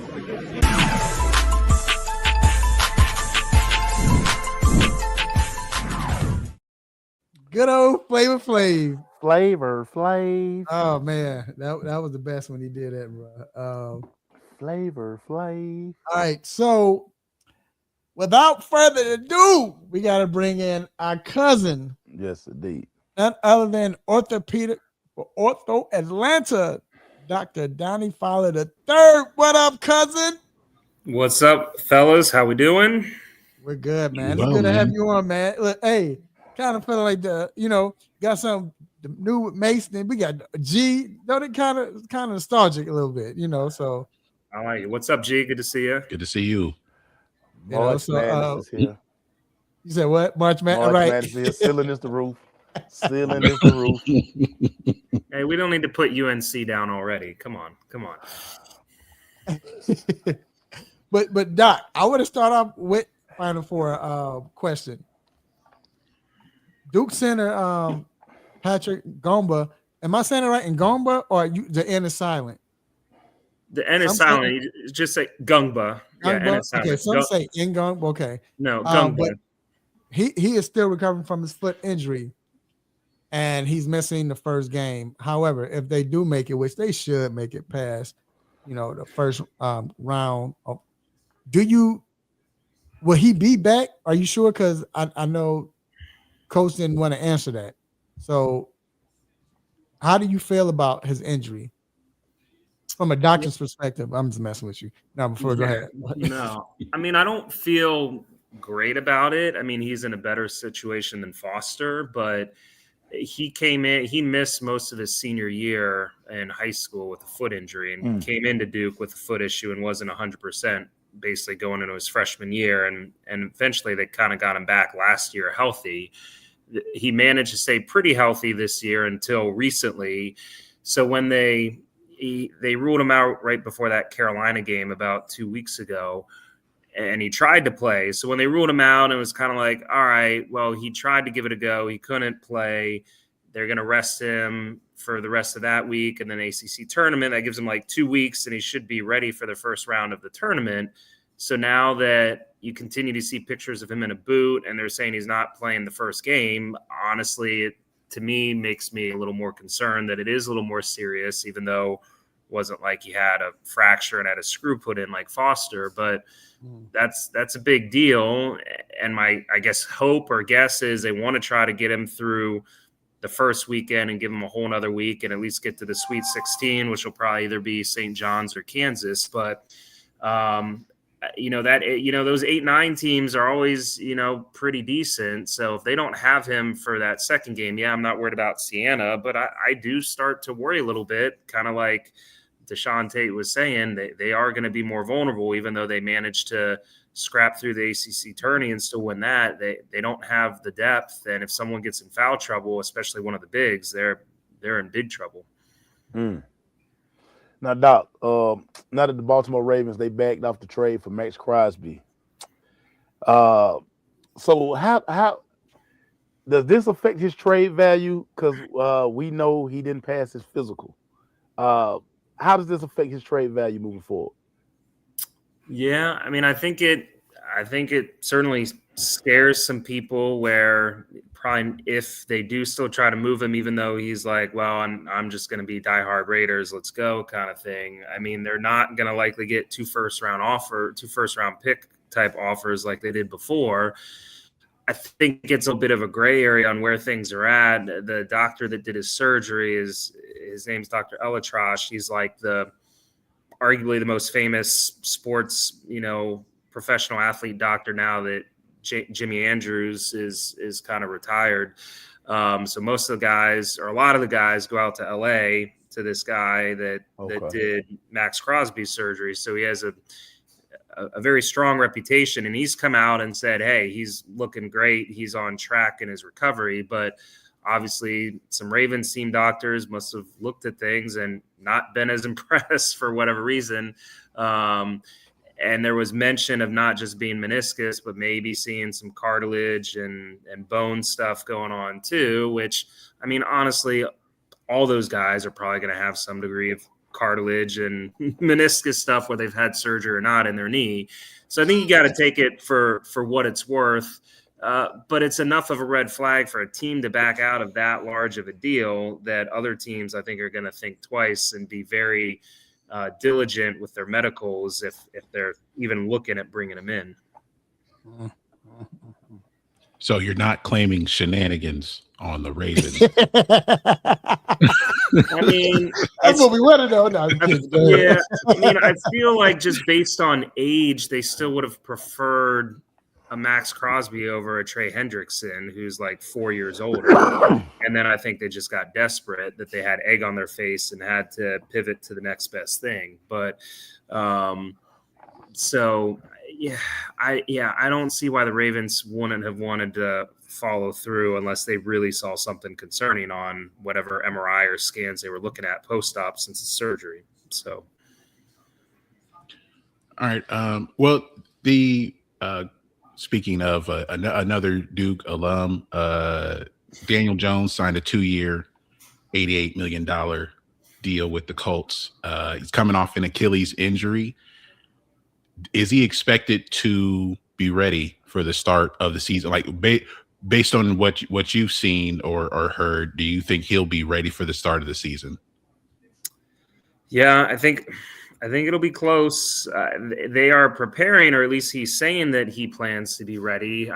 His surgery, I looked, was December 9th. So, what we're talking usually September 9th or 15th, somewhere in that, whatever, second week of September is usually when games start. So, so that gives him about 9 months if you do the math, which is a little on the earlier side of Achilles recovery. It's been done. It used to be a full year, kind of like an ACL, and now guys are sometimes getting back closer to like 8 months, or I forget, at least one of the who was the running back that came back and then tore his other one that was with the Rams for a little bit. Cam Akers came back pretty quickly in that like 8 month range. He wasn't his full self or as explosive, but quarterback doesn't have to run as much. Daniel Jones is mobile, but he's not known as a runner. So I think it's possible. Obviously, they're investing in him. Like he's going to be pretty close to being ready for that kind of price tag. You're not going to do that if you think someone's going to miss most of the following year. So if everything stays on track, I think it's possible. I have to kind of see, obviously June, July, how he's looking, but it seems like that's the expectation that he'll be ready week 1. Mm-hmm. And then last but not least, so this is Steph 30. This is Steph third. I'm gonna miss 10 more games. It seemed like stretch. Whoa. Should we be concerned? Or again, remember, I stated and I said the first time I said I have a feeling Steph is just saying, look, I'm gonna just see if we make the playoffs first. Like, I ain't even going. I'm just wait and see what we're gonna do first. But like, this is the second time I believe. Should we really be concerned? Like, it's worse than what we think it is, or is it just one of those things that he just had to feel comfortable enough to play? Yeah, I don't know. I think it's maybe somewhere in the middle. I mean, I forget how many weeks ago we talked about this, 2 or 3 weeks, maybe it was the Super Bowl, maybe 7 weeks, And back then I said, hey, I think this is a big deal. The fact that they're not, they're just going to say, oh, we're going to reevaluate in 10 days, not that we expect it back in 10 days. That usually means you're kind of further away from being ready than not. So it seems now on whatever iteration 3 of out for the next 10 days or 10 games and being reevaluated, that there is some optimism that he's going to be back by the end of this month. I think the Warriors, when I looked at the standings while they're, whatever, 9th or 8th or 9th, I mean, they're still like 10 games clear of essentially, not making it, meaning they're pretty much a lock for the play-in tourney, it seems, right, unless something crazy happens.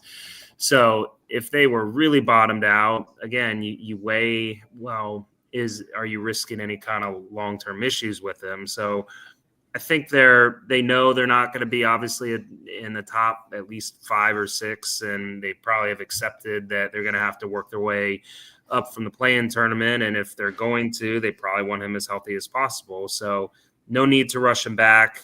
They obviously want to make sure he's comfortable. It sounds like he's getting closer to that and he's not having swelling. It's been kind of they haven't really said much other than inflammation, runner's knee, a bunch of other terms. It basically means his tendons are inflamed and he has some swelling. So it doesn't sound like he necessarily has structural issues, but he has to feel comfortable out there, not have any pain or swelling to be able to do that. But sounds like maybe by the end of the month, it's actually going to happen. So, because Juan said, thinks Steph is waiting for the contract to expire to retire. Yeah. I don't know. We'll see, but hopefully he plays the Saturday, man. We need him to play in Atlanta. No, he's not playing Saturday. You don't think he is? No, he's not playing Saturday. But all right, Doc. We definitely appreciate you, man. Anything you want to say? Ceiling is the roof. Yeah, I was gonna say. No, I guess we'll see. Excited for the tournament as always. Would love for my team to be healthy. They're not, but we'll see what they can do. I like Arizona. I think they're going to be tough. They're deep. They can kind of do everything. That's probably going to be my unbiased pick. But we'll see. Would you go? Just last question. Would you go to Indy if they make it? Yeah, I would. Last year, I couldn't go to the Final Four game because I had a wedding that same day, but I had tentatively booked a refundable flight to make it down for the national championship and was about ready to book my hotel before that last minute that they blew against Houston. So I'd make a push if they're in it, but they at least got to get Gungba back, and hopefully Caden continues to develop like he did towards the end of the ACC tournament, because Foster is a big loss, and yeah, he definitely won't be back until the very end, if back at all. So, well, hit me up. Let me know. I'll be there. So, okay, yeah, I'll crash on your floor wherever you're staying. So. Yeah. Okay. All right, Doc. We definitely appreciate you, man, and we'll see you next week.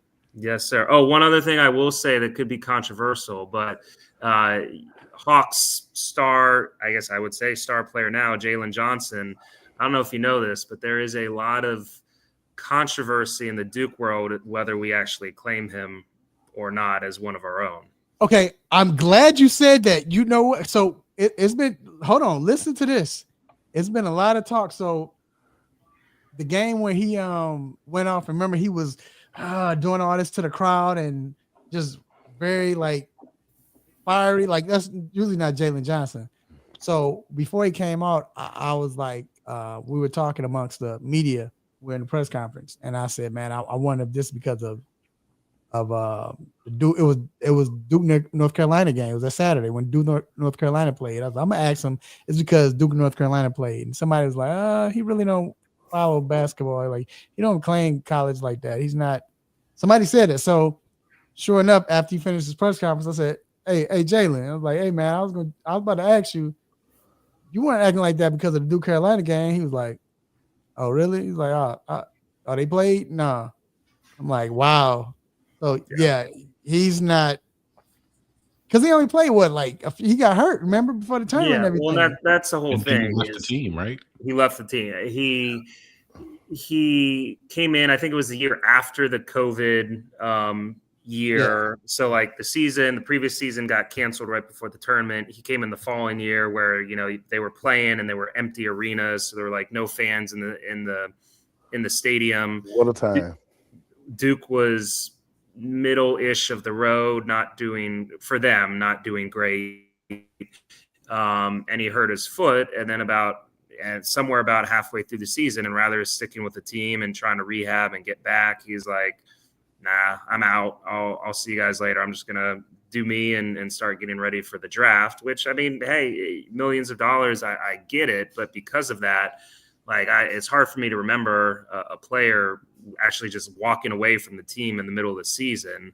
I mean, some guys sit out, but they still stay there and help their team and rehab and try to, be a friend or whatever else. So, right. So Duke's social media I feel like when I see stuff, they will put him on there when they're posting things about NBA stats. But then if you go to the comments section underneath it, there's like thousands and thousands of kind of hate, just saying, nah, he's not part of the brotherhood. He's not one of us. So, and I think I think he probably realized that too, but it sounds like he probably doesn't care.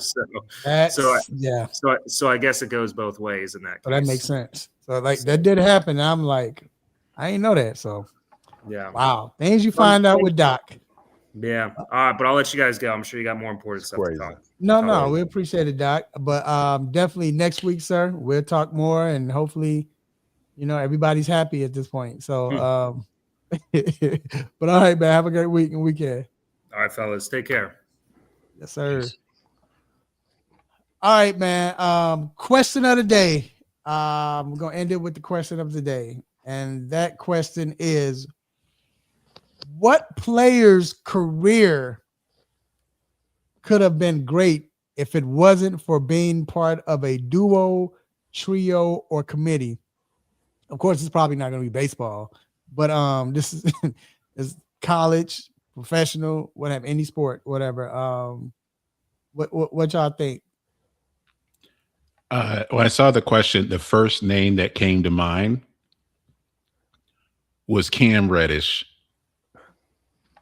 Ooh, that's a great question. Okay. When if I'm not sure where he was ranked, maybe somewhere in the top 5 in that class with Zion and RJ Barrett.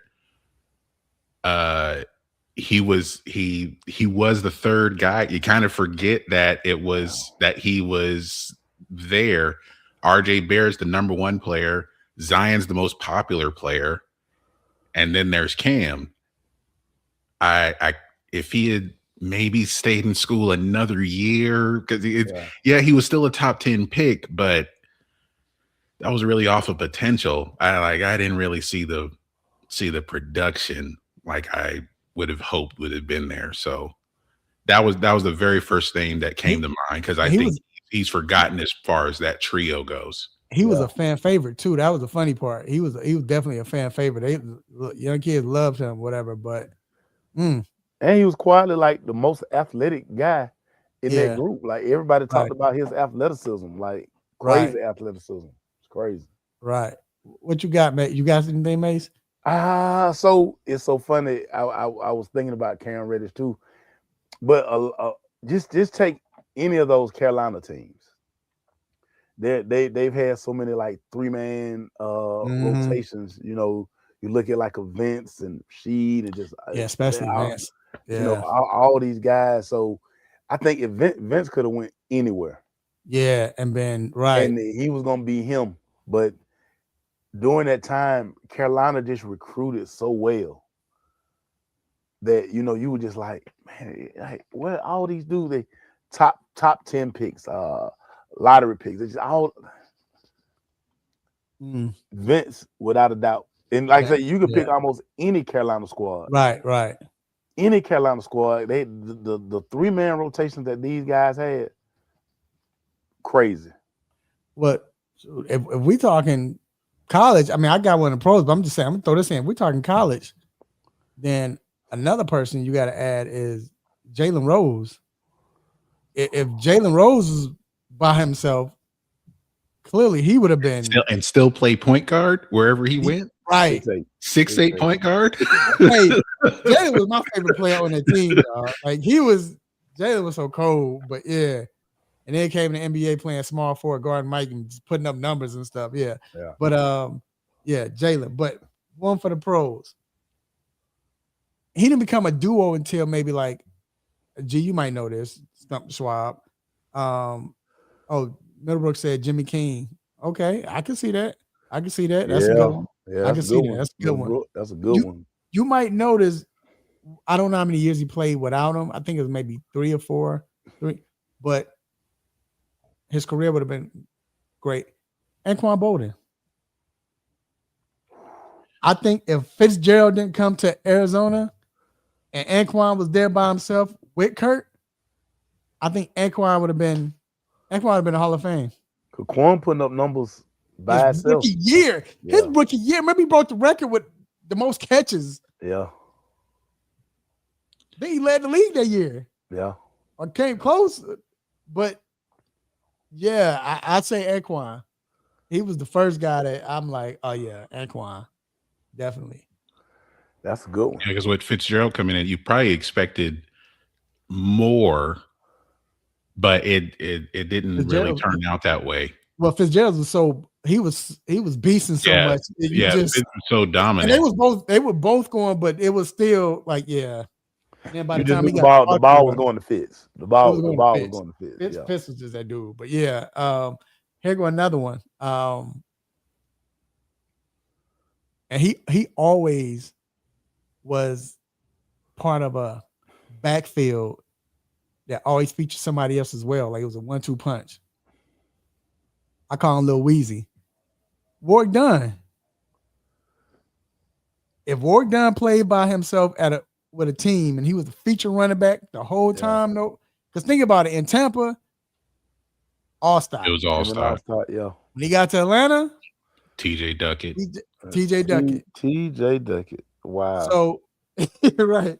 So if and it worked out, and you wanted to do that because of Warrick Dunn's style too, and he came in, it was that era when they was kind of switching to that, you had Fred Taylor and what's my man? Maurice Jones-Drew. Maurice Jones-Drew and all. You just had it was that type that was going to that. You had two good backs, but I think if Warrick Dunn played by himself in an offense, he was the feature back. Everything he could do. Oh yeah, he might have been one of the best backs we've seen. It's a very, very good one right there. Very. Yeah. So I'm always stuck on this because to me, Melo just doesn't get so I'm always here with Melo. Like we put him on all these different teams. But we kind of think about when he was in college, he was like the one-man wrecking crew as a freshman. Yeah. And so he gets to the league and we try to pair him up with all these guys. Melo probably the type dude, man. Melo just needed to be he needed to be the opening act, closing act, man. Don't give me nobody. Melo I still think Melo was talking about scores in the NBA period. I think he top 5. And because if you paired him with, look at who he was paired with, and it didn't on paper it looked good, but it didn't like that. You gave him Allen Iverson. Yeah. No, it gave him Amari Stoudemire. Yeah, it didn't work. No. Yeah. Damian Lillard. Not quite. Yeah. Paul George and Russell Westbrook. The way he plays, and a lot of teams, and maybe I don't know if it's political or the how coaches scheme things, but it's like the way he plays, it got phased out of the league. Yeah. He's a guy mid post, jab step, mid range jumper. Ooh, he can step out and shoot the 3, but he scores at all levels. Why can't he just play and score at all levels like he's been doing all this time? Now you want him to do something else, or you're prioritizing other things that don't play to his strengths. So hey, let me say this.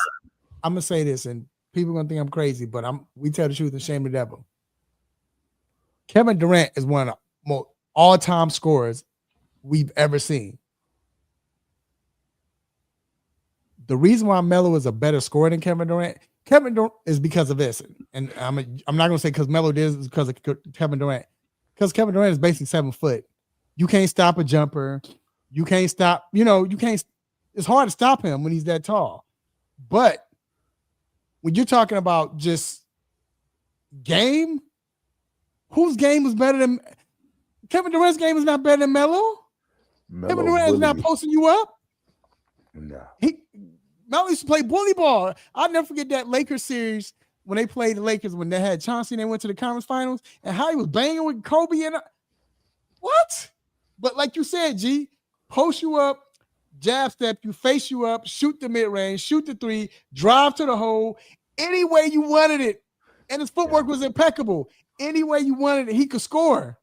We saw this when he was in Syracuse. Matter of fact, just to tell you something else, and I'm leaving it alone, and I go with Juan said, we got some people in the chat room that said something, but Melo, I don't understand how he got robbed. I was talking about this when we were in press conference, after the press conference for the Hawks.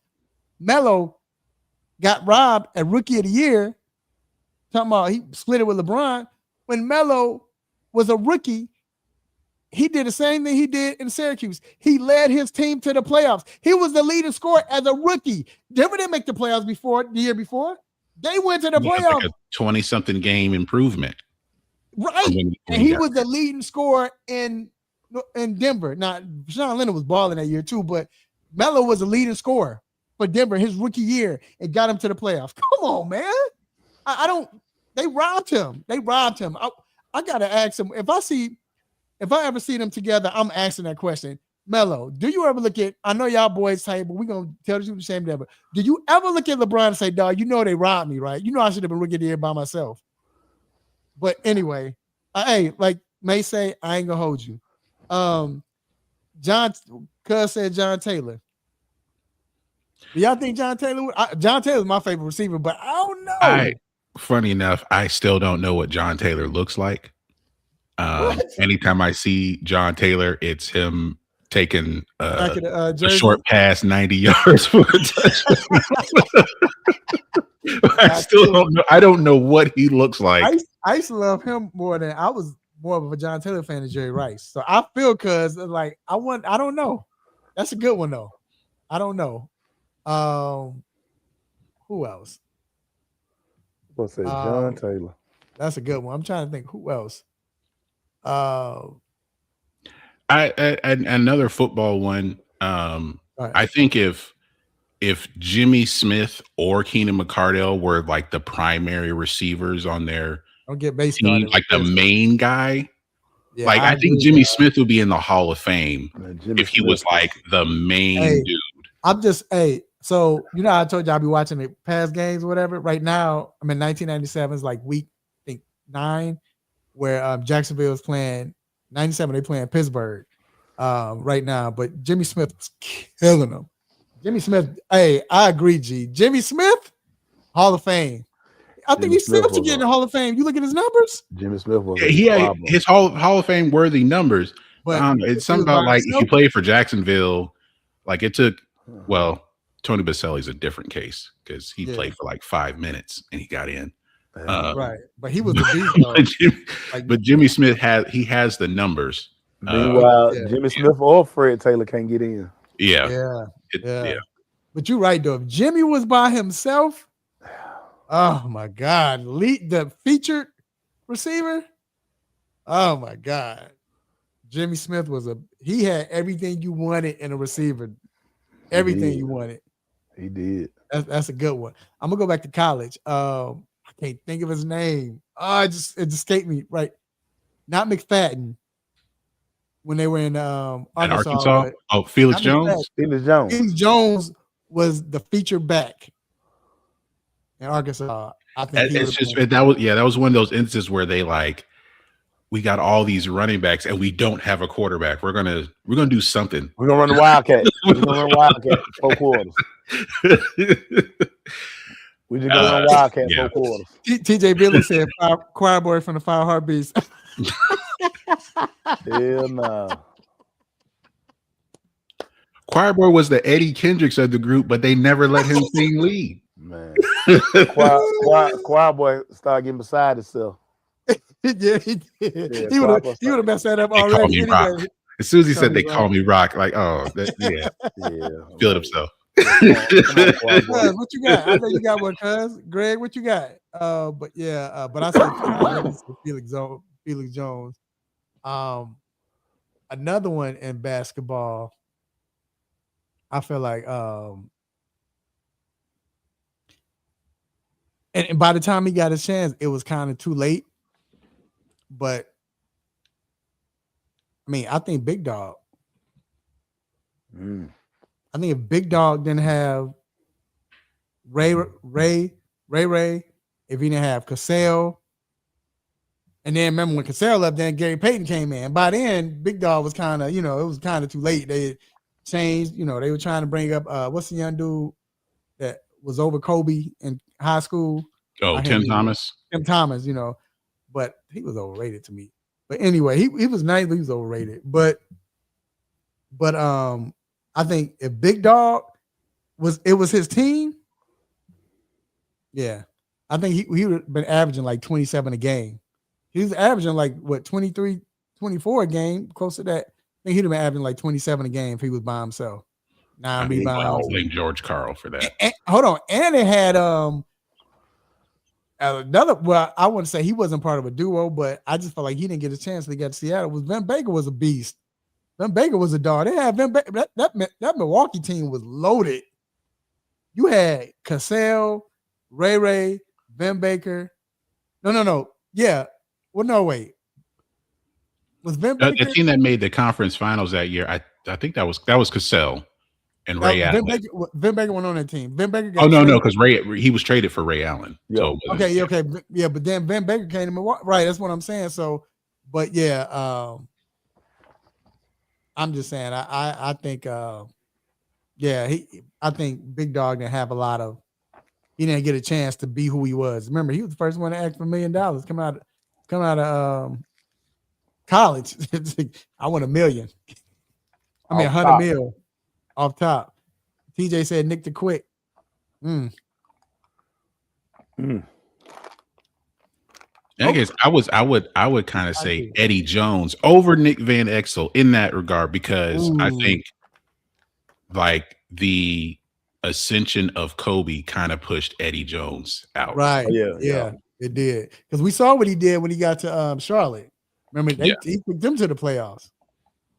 Yeah. Another one. And he was part of a trio when he got traded. Remember, he was a rookie at first and he was young, but Cuz said Eddie Jones as well. Here you go. Michael Finley. Remember, Michael Finley was part of the Dirk and Steve Nash. Yeah. He was the third wheel. He was third and still averaging 20 a game. Well, Michael Finley come in and do that. When he dunk on you, he'd jump off 2 feet and just stop and then just dunk on you. But I'm trying to think. I think that's all. I can't. Y'all got anybody? I'm trying to think who else was part of that.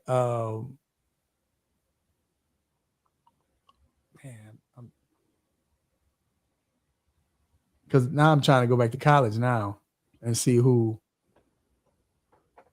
was part of it. I can't say none of Ohio State boys because all of them got their chance to be number one, the wide receivers. Oh, yeah.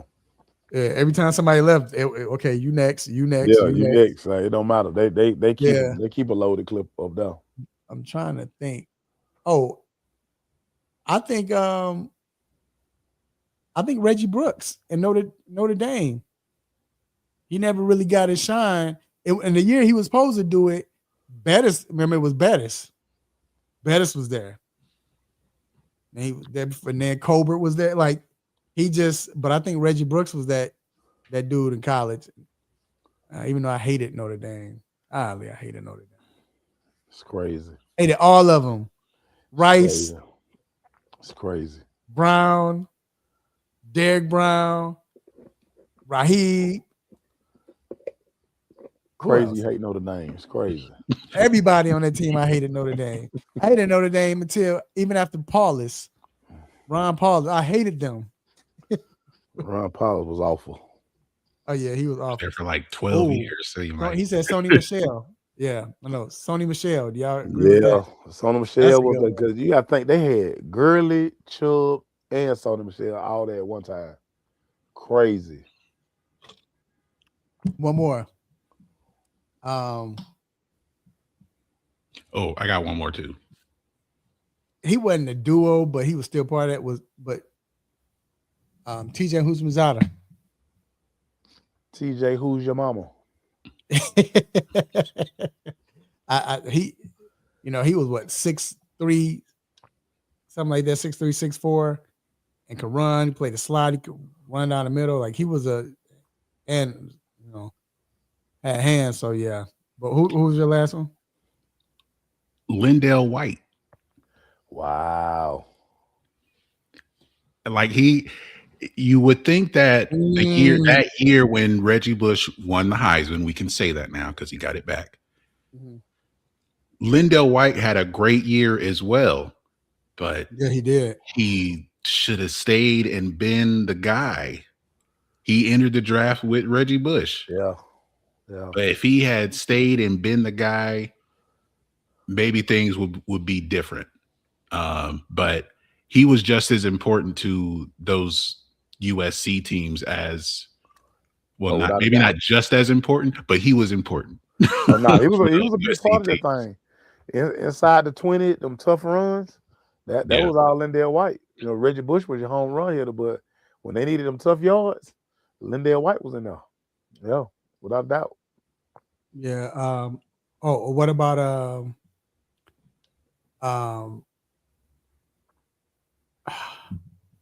not Hayward Jeffries, not Drew Hill. Who was the other one? It was Ernest Givens. Ernest Givens. Yeah. No. It was I say Drew Hill. I don't think it was Ernest Givens. I think it was Drew Hill was the best one. Yeah.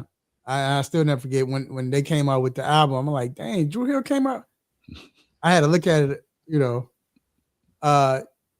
okay, because I'm kind of confused on this. Damon Stoudemire. Oh, okay, yeah, because I guess after he left Toronto, I was about to say Damon was a beast in Toronto, but yeah, you're right. I agree. That's more of if he didn't get traded. Mighty Mouse. Mighty Mouse. Yep. All right. All right, man. Great question, man. Good stuff. Two best answers was Jimmy Smith and Choir Boy. Boy. Choir Boy crazy. Choir Boy crazy. Choir Boy had a little he wasn't as wild, but he had a little Ray J in him, so you start feeling yourself. Stop feeling yourself. It changed when he came out, when he was scared and ran out, and then he came on, he did a high voice and everybody was crazy. When that's when you saw a difference in Choir Boy. He started kind of. There was the scene at a party where he was talking to some girl, and he said, "They call me Rock." I'm like, yeah, right. No one called you Rock before or since. Yep. With that green suit on, I can still see that green suit walking up to that girl. Oh my god. Because it started when and then when he did a spin, remember he did a spin when he when he was talking to old girl, and he took the right before he said it, when he took the hors d'oeuvre or whatever, and he spun around and gave it to her. He was there. He was on one, man. He was on one. When he started going off on his parents, you think that's what I am? You think this is what I am? When he's on the phone on a pay phone, that's what I'm gonna be. And he left that Bible. That's when when he left that Bible. That's when they got pulled over by the cops. And that's when it all changed with him. Yep. Yep. That's what it was, man. We done figured it out. But all right, man. We definitely appreciate y'all for coming on, man. And fun, a great show. I had a little scare first. But Maceo scared me, man. I almost didn't even do the show, man. Like, we in here, baby. We in here, baby. I had a call. G was like, "G, should I do this show?" I was like, because out of respect, I don't know what's going on with Mace. Always fun. Yeah, gotta do the show, baby. Gotta do the show, baby. Yeah, but no, we appreciate it, man. And dang, G, with G on here, it just don't feel right that I'm pressing this. I just feel like G should be doing this, and G, you already know what I'm talking about. I don't have the sound, so you got to do it. Oh, boy, I don't know. I miss when G used to. I be saying, G be looking at me like, G be like, I missed them days, bro. Man, we had some. You know what? Stop it. We about to start again. I'm sorry, I just got to hear it again. But man, the nostalgia in this, bro. All right, if you hear this music, you already know what it means. It means that it's time to let you go. But before we let you go, we have a couple shout outs, and stay tuned because you might be one of them. First off, I want to give a shout out to the Almighty God for giving me this platform. Do what I do, say what I say to make you all mad, upset, want to give me the stop it button. God, I appreciate it. Also, I want to shout out to my guy Mace for coming on. Mace, anything you want to say, dog? Everybody, cost you nothing to be a good person, man. Bring good energy out here in the world, man. You'll get it right back. No doubt about it. Yes, sir. Also, shout out to my dog, G, who makes it all happen, man. Appreciate you, G. Even when G not in behind handling all the music and all that, man, came through like he did today and everything. So shout out to G. Anything you want to say, G? Thanks for having me on. Thanks for, calling me out the bullpen.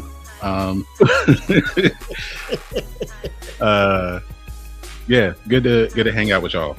Yes, sir. So. Also, man, I want to shout out to Dr. Fowler for coming on, like always, man, giving us that good stuff, giving us that information we need, injuries.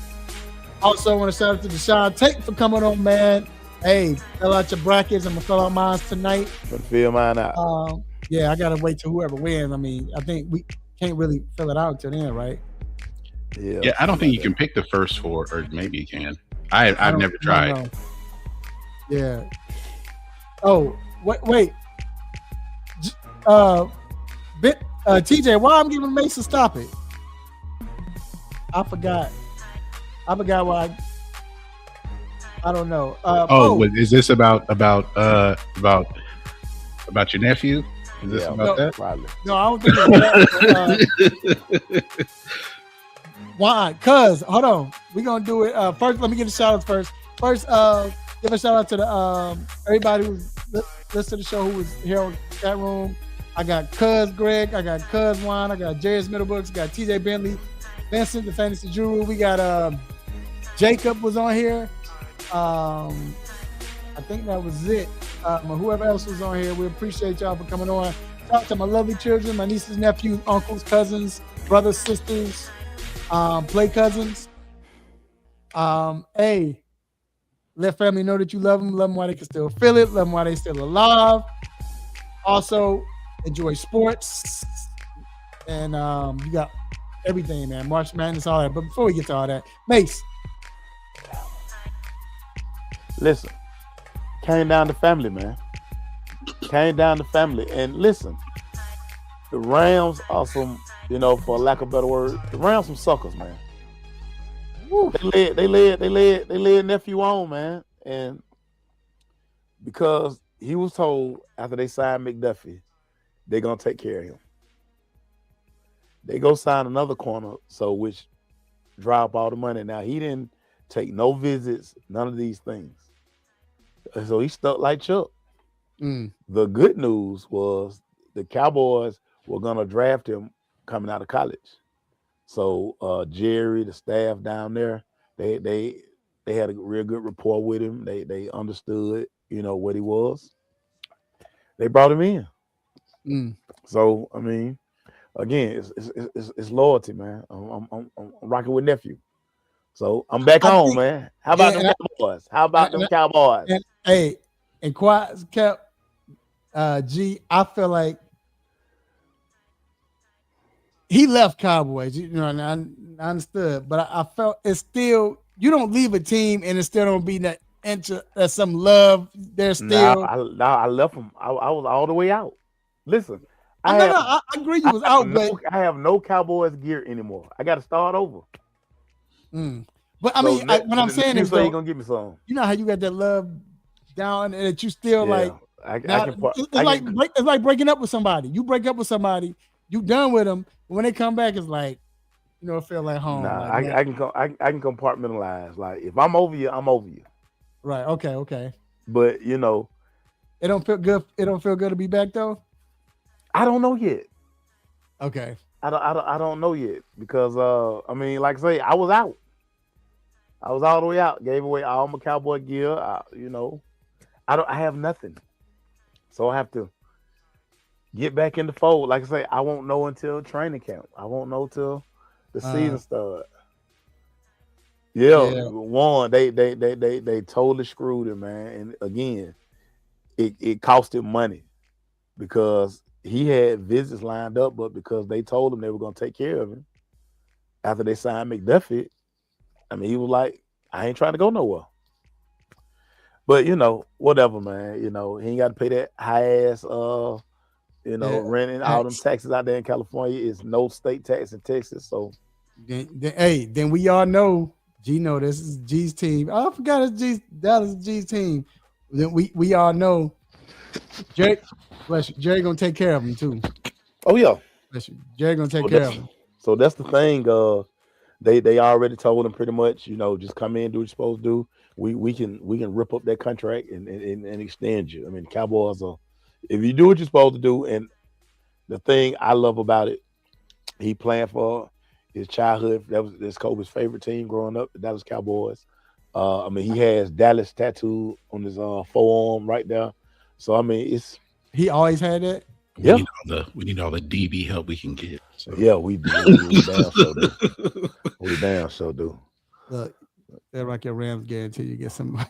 Yeah, because I went all in. I got all this Ram stuff.